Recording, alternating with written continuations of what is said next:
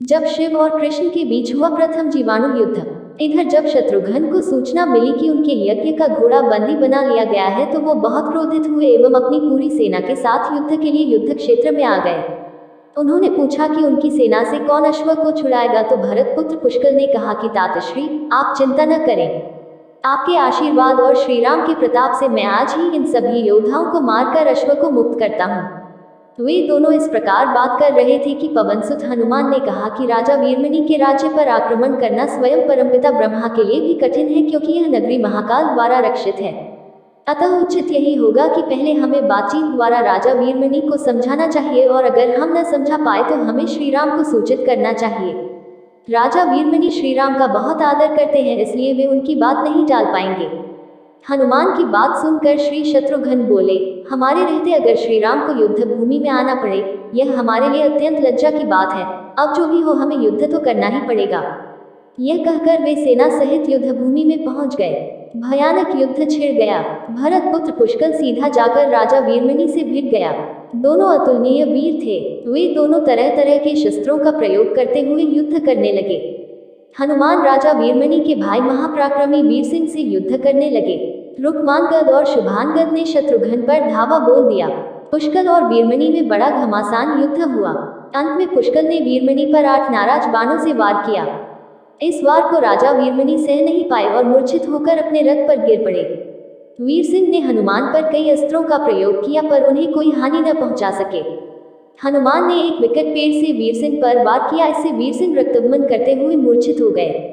उधर श्री शत्रुघ्न और राजा वीरमणि के पुत्रों में असाधारण युद्ध चल रहा था। अंत में कोई चारा न देखकर शत्रुघ्न ने दोनों भाइयों को नागपाश में बांध लिया। अपनी विजय देखकर शत्रुघ्न की सेना के सभी वीर सिंह नाद करने लगे। उधर राजा वीरमणि की मूर्छा दूर हुई तो उन्होंने देखा कि उनकी सेना हार के कगार पर है। यह देखकर उन्होंने भगवान रुद्र महादेव शंकर का स्मरण किया। महादेव ने अपने भक्त को मुसीबत में जानकर वीरभद्र के नेतृत्व में नंदी, भरेंगी सहित सारे गणों को युद्ध क्षेत्र में भेज दिया। महाकाल के सारे अनुचर उनकी जय जयकार करते हुए अयोध्या की सेना पर टूट पड़े। शत्रुघ्न, हनुमान और सारे लोगों को लगा कि जैसे प्रलय आ गया हो। जब उन्होंने भयानक मुख वाले रुद्रावतार वीरभद्र, नंदी, भरेंगी सहित महादेव की सेना देखी तो सारे सैनिक भय से कांप उठे। शत्रुघ्न ने हनुमान से कहा कि जिस वीरभद्र ने बात ही बात में दक्ष प्रजापति का मस्तक काट डाला था और जो तेज और समता में स्वयं महाकाल के समान है, उसे युद्ध में कैसे हराया जा सकता है। यह सुनकर पुष्कल ने कहा कि हे तातश्री, आप दुखी मत हो। अब तो जो भी हो हमें युद्ध तो करना ही होगा। यह कहते हुए पुष्कल वीरभद्र से, हनुमान नंदी से और शत्रुघ्न भरेंगी से जा मिले। पुष्कल ने अपने सारे दिव्यास्त्रों का प्रयोग वीरभद्र पर कर दिया, लेकिन वीरभद्र ने खेल खेल में उसे काट दिया।